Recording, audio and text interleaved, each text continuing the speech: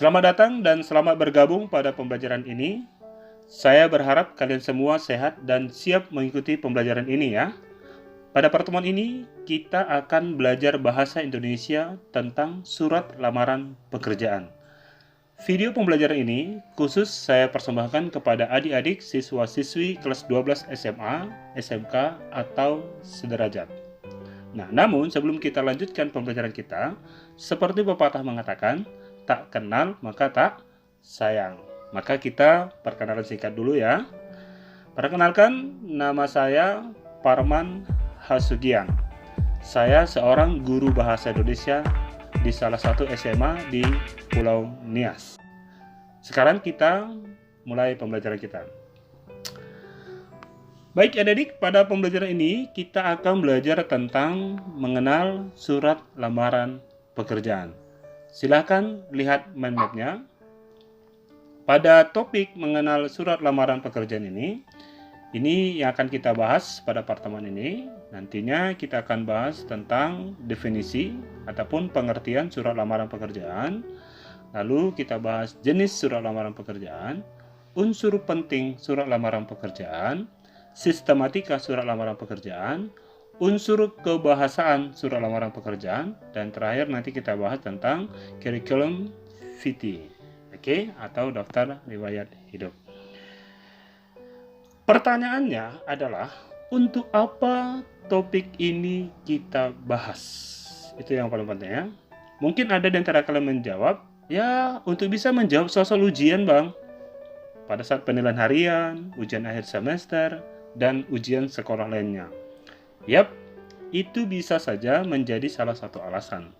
Namun ada alasan lain mengapa topik ini penting untuk kita bahas. Karena hampir setiap orang punya pengalaman tersendiri dalam membuat surat lamaran pekerjaan. Kalian pun nantinya akan membuat surat lamaran pekerjaan.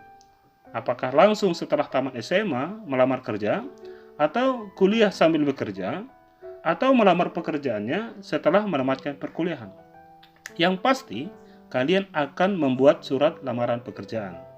Nah, kenyataannya, ada banyak orang gagal diterima bekerja hanya karena tidak mampu membuat surat lamaran pekerjaan dengan baik. Sudah korban waktu, sudah korban tenaga, bahkan korban uang, ternyata nggak dipanggil-panggil. Saya berharap kalian tidak mengalami hal seperti itu. Dengan mengikuti pembelajaran ini dengan sungguh-sungguh, saya yakin kalian akan tahu bagaimana cara membuat surat lamaran pekerjaan dengan baik dan menarik. Dengan surat lamaran kalian tersebut, kalian akan dinilai sebagai orang yang berpendidikan, orang yang sudah berpengalaman, dan orang yang sudah profesional. So, ikuti terus pembelajaran ini sampai selesai ya. Baik, di bagian awal topik ini kita bahas dulu definisi atau pengertian surat lamaran pekerjaan. Ya, ini bagian pertama yang kita bahas. Apa itu surat lamaran pekerjaan? Surat lamaran pekerjaan merupakan surat yang berisi permohonan untuk bekerja di suatu lembaga atau instansi. Inti dari definisi ini adalah permohonan untuk bekerja. Ya. Nah, di sini saya mau menyampaikan bahwa surat lamaran pekerjaan bukan surat dari seseorang kepada teman atau keluarga, melainkan surat dari seseorang kepada lembaga atau instansi. Nah, karena melibatkan instansi atau lembaga, maka surat lamaran pekerjaan ini bersifat resmi. Ya, jadi bukan tidak resmi ya. Sehingga bahasa yang digunakan pun harus bahasa resmi ataupun bahasa formal. Tidak boleh menggunakan lo, gue, en atau bahasa gaul ya, tidak boleh. Ketika kita melamar pekerjaan, kita tidak langsung berkomunikasi dengan si pemberi kerja atau pihak HRD-nya. Tetapi kita berkomunikasi melalui surat lamaran pekerjaan. Surat tersebutlah sebagai perwakilan kita untuk menyampaikan maksud atau tujuan kita. Dengan melihat surat kita, orang akan tahu kita ini orang yang berpendidikan kah, orang berpengalaman kah, orang yang profesional kah, sesuai kualifikasi atau tidak. Karena surat lamaran pekerjaan kita tersebut mewakili diri kita, maka surat tersebut harus kita buat dengan baik. Harus kita desain dengan menarik supaya kesannya bagus. Ada syarat-syarat yang harus diperhatikan dalam membuat surat lamaran pekerjaan. Nah, di sini akan saya tunjukkan syarat-syarat surat lamaran yang baik. Nah, seperti apa syaratnya? Nah, ini. Pertama, menggunakan bahasa Indonesia yang baik dan benar. Iya, gunakan bahasa Indonesia yang baik dan benar. Karena tadi ini sifatnya resmi, maka harus sesuai EYD, sesuai ejaan, harus bahasa baku, bahasa standar. Paham ya? Yang kedua, ditulis dengan rapi. Iya, jangan sampai ada coretan-coretan atau tidak rapi gitu ya. Tampilannya rapi akan membuat kesan yang bagus. Karena ini adalah mewakili diri kita tadi ya, maka harus tampil rapi. Dan bahasa yang kita gunakan itu harus sopan dan simpatik ya. Sampaikan bahasa kita itu dengan sopan dan simpatik, maksudnya ya bisa menarik hati supaya mereka memanggil kita untuk setidaknya dipanggil untuk interview gitu. Dan surat lamaran kita itu harus berisi identitas pelamar, riwayat pendidikan, maksud pelamar tentu disesuaikan dengan lowongan dan lampiran yang dibutuhkan. Nah, inilah syarat-syarat surat lamaran pekerjaan yang baik. Inilah yang harus kita penuhi ketika kita membuat surat lamaran pekerjaan. Oke, sampai di sini jelas ya? Baik, kalau sudah jelas, kita lanjut ke bagian yang kedua. Yang kita bahas yaitu tentang jenis surat lamaran pekerjaan ya. Di sini ada dua jenisnya. Yang pertama adalah model gabungan. Nah, kenapa dikatakan model gabungan? Dikatakan model gabungan berarti surat lamaran pekerjaan itu digabungkan dengan riwayat hidup ataupun CV kita. Ya. Dalam cara ini riwayat hidup termasuk isi surat karena isinya berupa gabungan. Nah, cuma nanti kesannya ini surat lamaran kita itu akan semakin panjang ya. Bisa lebih dari 1 lembar. Itu model gabungan. Model yang kedua adalah model terpisah. Dikatakan model terpisah, berarti surat lamaran pekerjaan kita itu dipisahkan dari daftar riwayat hidup ataupun curriculum vitae kita ya. Dalam cara ini riwayat hidup merupakan lampiran ya. Jadi terpisah. Nah, kebanyakan orang menggunakan model terpisah ini ya, dan saya juga menyarankan pakai model yang terpisah supaya lebih rapi, CV kita nanti lebih rapi dan surat lamaran pekerjaan kita itu tidak terlalu panjang gitu ya, kesannya terlalu bertele-tele. Nah, biarkan surat lamaran kita itu cukup 1 lembar saja. Yang berikutnya kita bahas adalah unsur penting yang terkandung di dalam surat lamaran pekerjaan. Nah, ini ada unsur pentingnya. Apa saja itu? Mari kita lihat. Tesis yang pertama itu biasanya di bagian atas. Tesis itu berisi informasi awal yang dikemukakan pelamar yang berhubungan dengan pekerjaan yang akan dilamar. Ya, biasanya tesis ini terdapat pada paragraf pertama dan kedua. Nah, informasi yang ada di dalamnya adalah bagaimana pelamar mendapatkan informasi lowongan pekerjaan dan posisi yang diinginkan. Bagian yang kedua adalah argumentasi. Argumentasi digunakan untuk menguatkan tesis ini ya, untuk menguatkan tesis ini atau pernyataan umum ini. Argumentasi disajikan untuk meyakinkan orang yang membaca surat lamaran tersebut bahwa pelamar dapat memenuhi kualifikasi yang dibutuhkan. Untuk lebih jelasnya, silahkan dilihat gambar ini yang di sebelah kanan. Ini contoh surat lamaran pekerjaan. Yang saya kasih kotak berwarna merah ini, inilah bagian tesis ya. Di sini kita bisa melihat sumber informasinya dari mana. Ini sumber informasi dari situs atau dari website ini pada tanggal sekian, dan dia akan mengajukan lamaran sebagai staf administrasi. Nah, kita bisa tahu ya, dan ini data-data awal lainnya. Oke. Sementara yang di bagian bawahnya yang saya kotak biru ini, inilah namanya bagian argumentasi ya, data-data pendukung supaya lebih meyakinkan si pemberi kerja supaya mereka tertarik kepada kita gitu ya. Inilah dua unsur penting yang terkandung di dalam surat lamaran pekerjaan. Untuk berikutnya, kita akan bahas tentang sistematika surat lamaran pekerjaan. Ini ya. Nah, apa saja sistematikanya?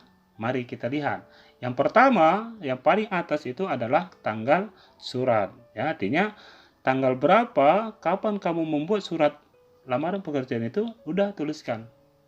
Oke, tentunya setelah kamu dapat informasinya, ya.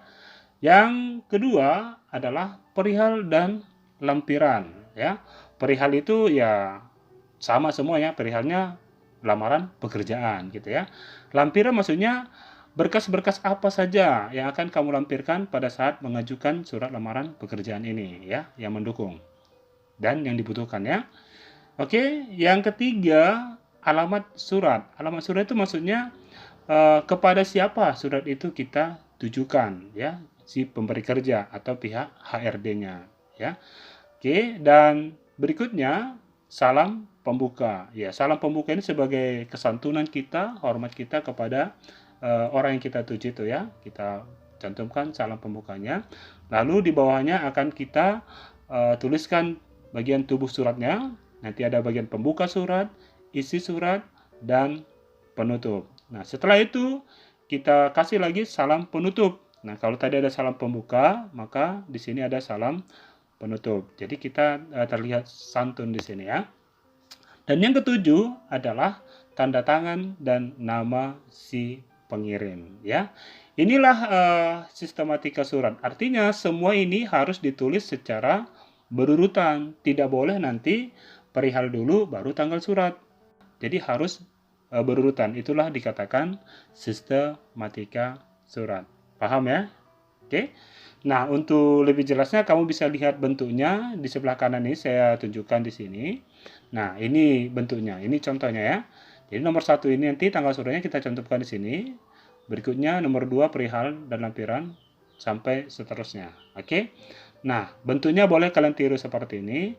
Nah, ini hanya salah satu format saja ya. Kalian bisa menggunakan format lain ataupun bentuk lain. Baik, berikutnya kita bahas sesuai dengan map kita yang di awal tadi. Yang kelima, kita bahas unsur kebahasaan surat lamaran pekerjaan. Adik-adik, bagian unsur kebahasaan ini sebenarnya bagian yang paling kompleks. Saya berharap kalian lebih fokus untuk mengikuti ini karena penggunaan unsur kebahasaan di dalam surat lamaran pekerjaan kita nanti akan menentukan seperti apa kita. Dengan bahasa yang kita gunakan di dalam surat kita itu, kita akan terlihat profesional, berpengalaman, atau konyol, tidak berpengalaman gitu ya. Untuk membuat surat lamaran pekerjaan, pelamar harus memperhatikan unsur kebahasaan di dalam surat. Nah, seperti apa unsur kebahasaan itu? Ini dia yang harus kalian perhatikan pada saat membuat surat lamaran pekerjaan nantinya ya. Apa itu?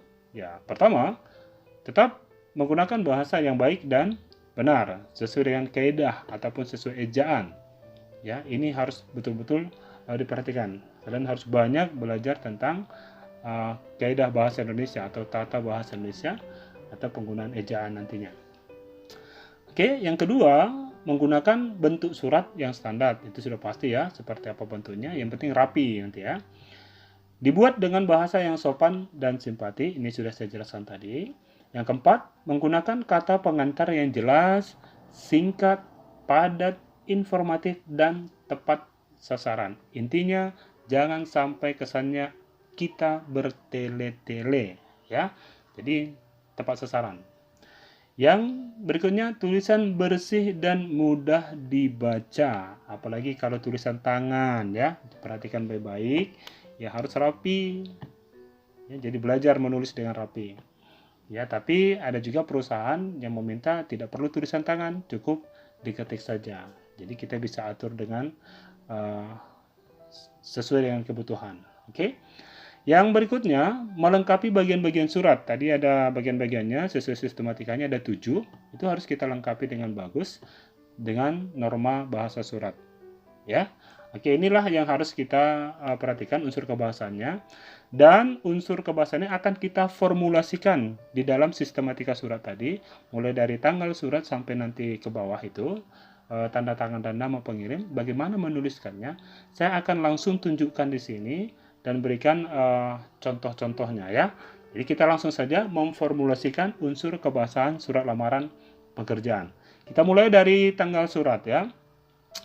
Tanggal surat ini biasanya diletakkan di pojok kanan atas ya, tanpa titik di akhirnya. Kenapa? Karena ini bukan kalimat ya. Langsung saya kasih contohnya.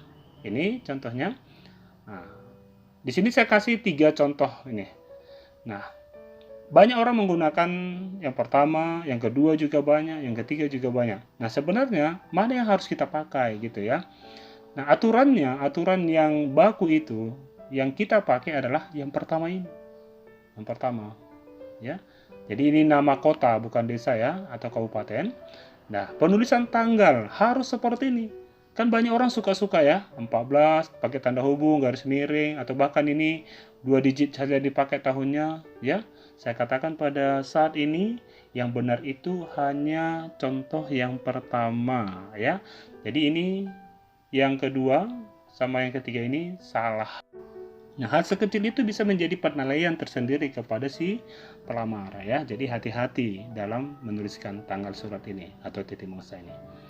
Oke, jelas ya. Yang kedua, lampiran dan perihal. Bagaimana penulisan lampiran dan perihal ini? Nah, perhatikan baik-baik. Kata lampiran dan perihal tidak boleh disingkat seperti LAMP titik atau HL titik ya.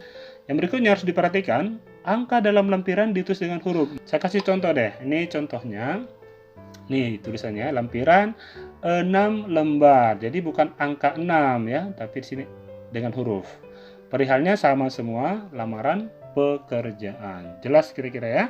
Ini penulisan yang baik dan benarnya. Oke. Yang ketiga kita masuk kepada alamat surat ya. Nah, ini sering juga keluar di soal-soal. Perhatikan baik-baik bagaimana penulisan alamat surat. Nah, sebelum saya kasih contoh, saya kasih dulu syarat-syaratnya ya, apa yang harus diperhatikan dalam membuat surat lamaran pekerjaan. Nih, alamat surat tidak diawali dengan kepada. Nah, sering sekali kan kita baca kepada yang terhormat gitu ya. Jadi sebenarnya nggak usah pakai kata kepada, karena kita udah tahu bahwa inilah alamat surat itu tujuan ya, orang yang dituju. Jadi tidak perlu pakai kata kepada lagi. Ingat ya, jangan pakai lagi. Dari sini kalau ada yang pakai berarti terlihat kurang berpengalaman, kurang profesional. Ya.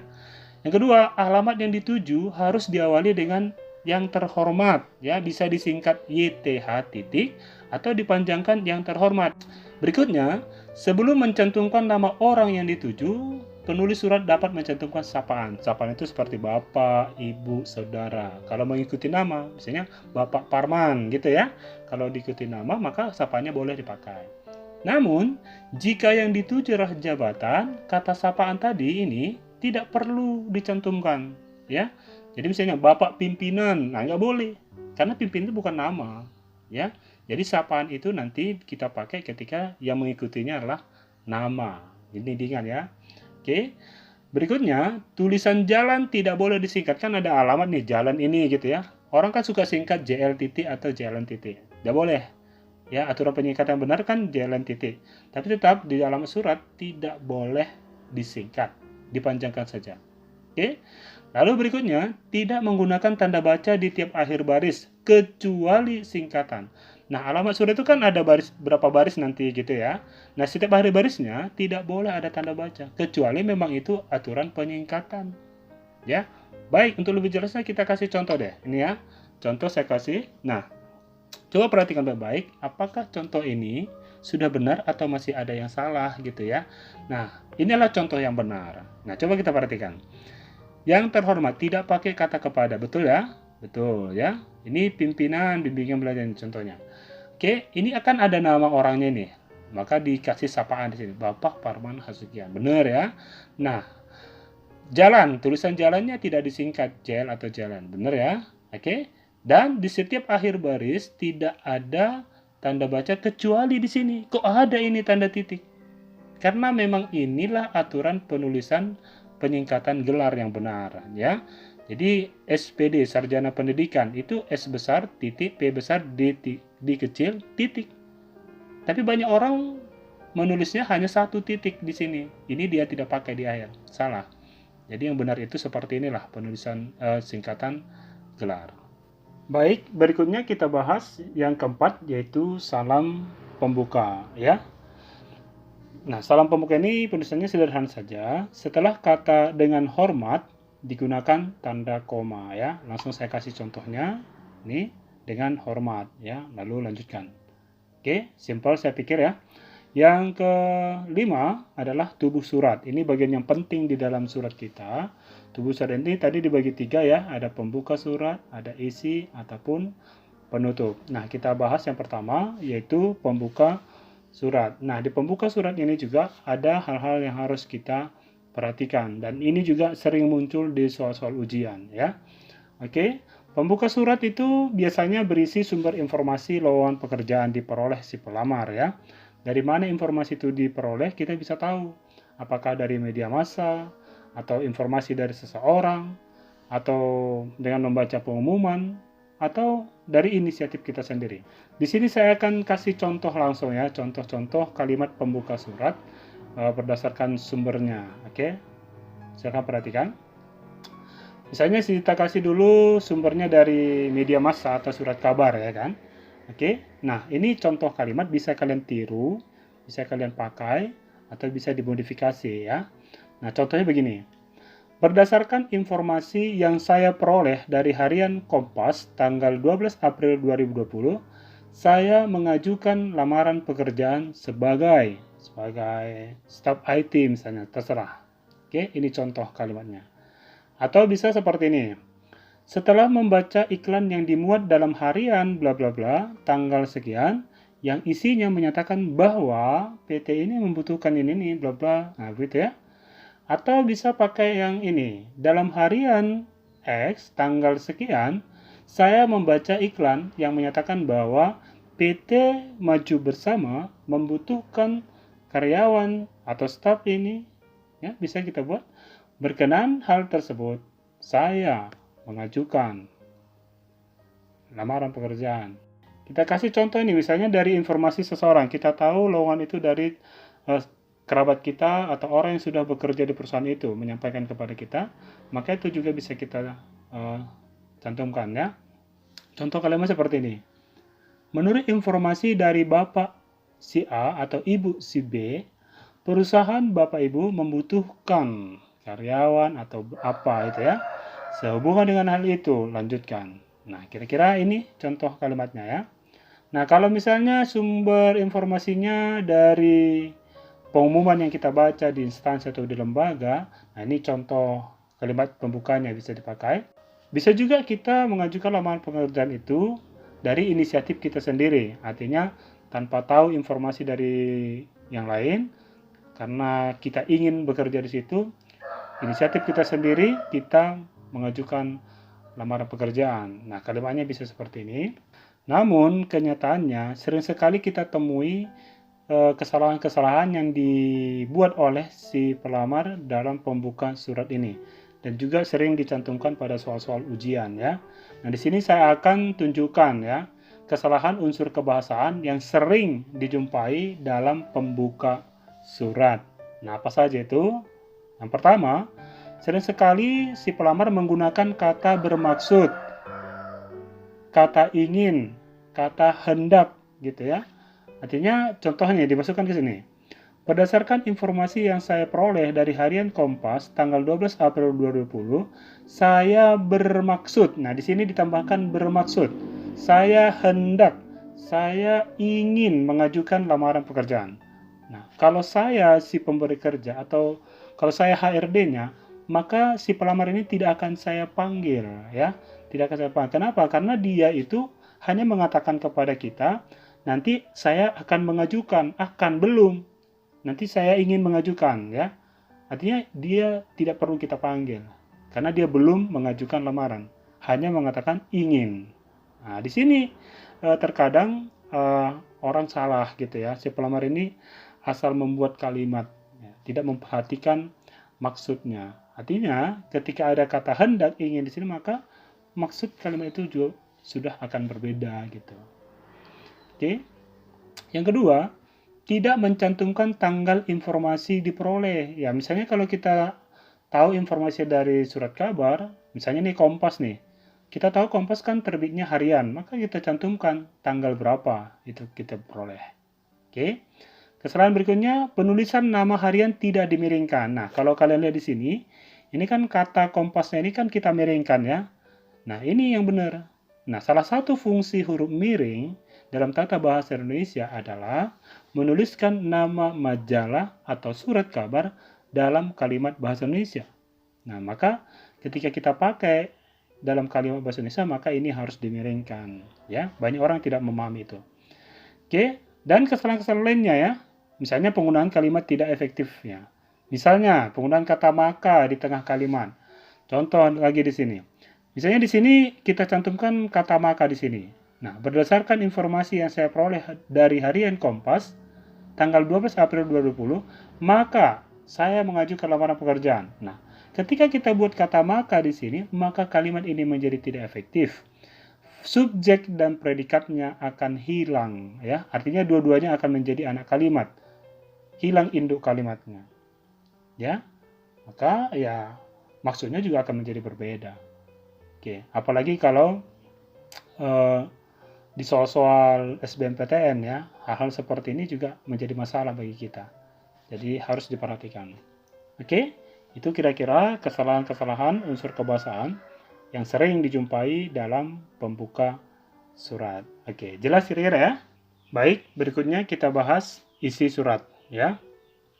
Isi surat berisi identitas pelamar, maksud dan tujuan, serta informasi lampiran yang disiapkan oleh si pelamar. Nah, di dalam isi surat kita akan menemukan penulisan identitas yang memerlukan pemberian dan juga informasi lampiran yang dicantumkan oleh si pelamar nantinya. Oke. Nah, banyak sekali orang melakukan kesalahan dalam penulisan identitas ini dan juga penulisan kata baku, terutama di bagian informasi lampiran ya. Di sini saya akan berikan contoh penulisan identitas yang memerlukan pemberian ya. Nah, ini contohnya, silakan diperhatikan.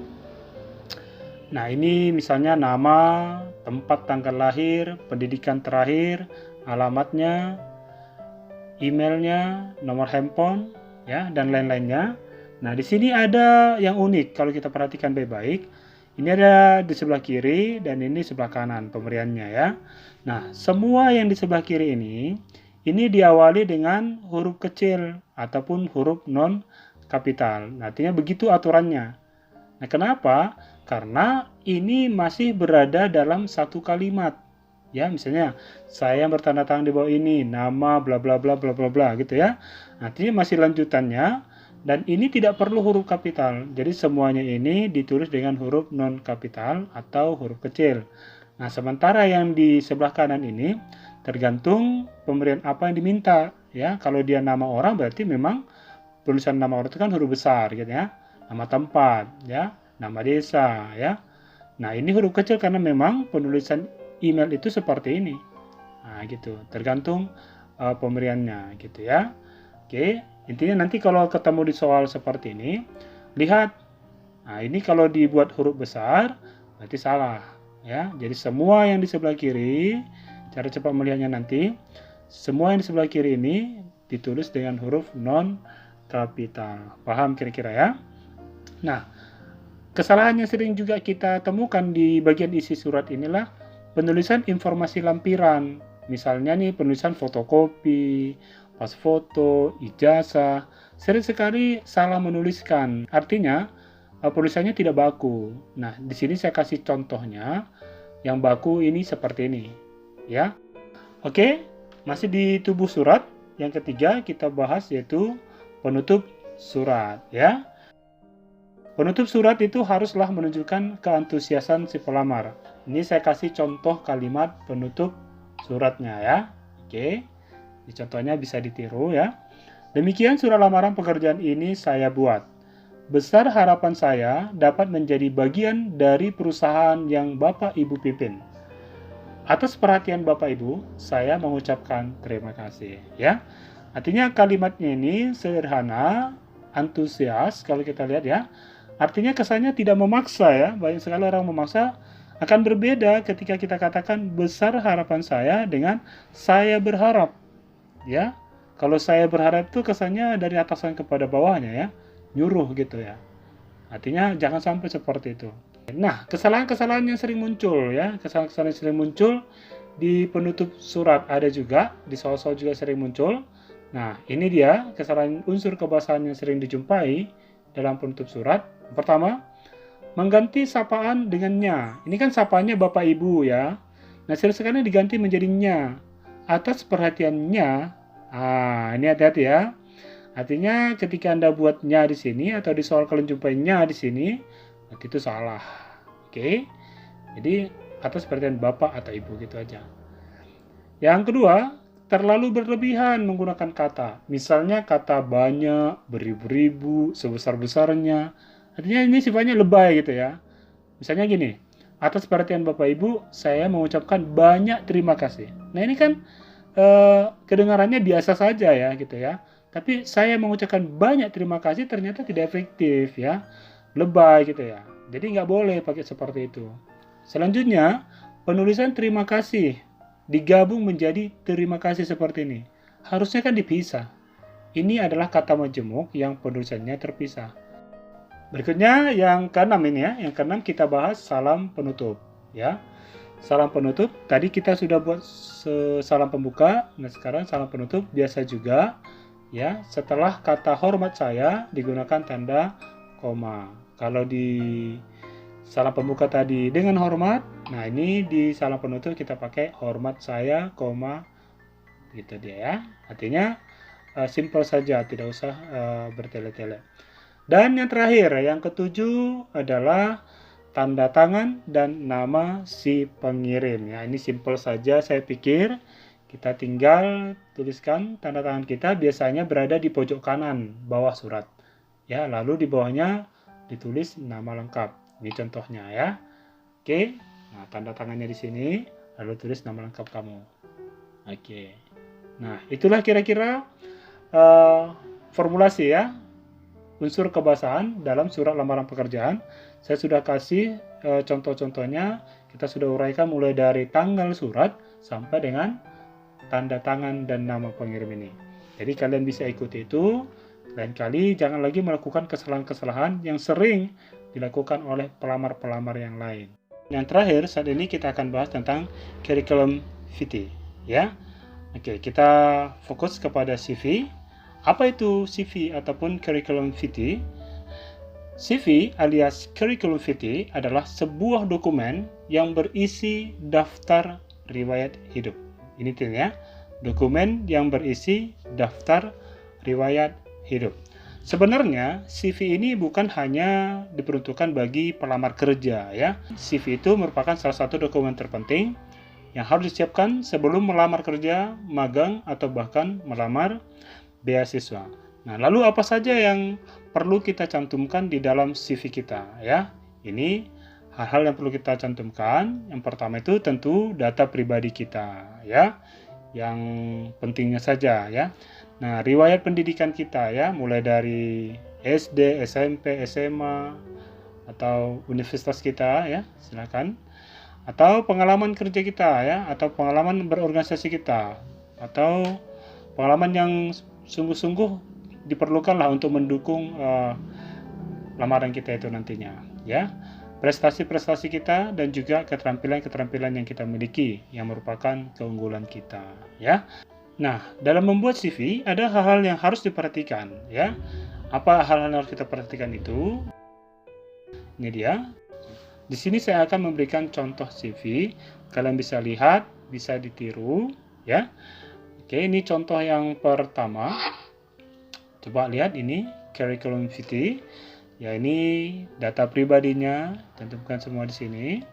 Data pendidikannya ya, baik formal maupun non formal kalau ada, pengalaman pekerjaan, data kemampuan kita. Silakan ini pas fotonya bisa dicantumkan. Oke, ini contoh yang pertama ya. Kalian bisa tiru. Nah, saya kasih dua contoh lagi deh ya. Ini contoh yang kedua ya, agak berbeda. Kalau tadi bahasa Indonesia, Ini dibuat dalam bahasa Inggris ya. Silakan, isinya hampir sama ya. Oke, artinya ini data-data harus benar dan sesuai dengan diri kita. Oke. Ini contoh berikutnya ya. Ini bisa lebih unik lagi. Desainnya lebih unik ya kalau kita lihat ya, lebih menarik. Nah, tergantung kita mau pakai yang mana ya. Baik, dengan demikian kita sudah membahas semua yang ada pada mind map kita tadi, mulai dari definisi sampai dengan curriculum vitae ini.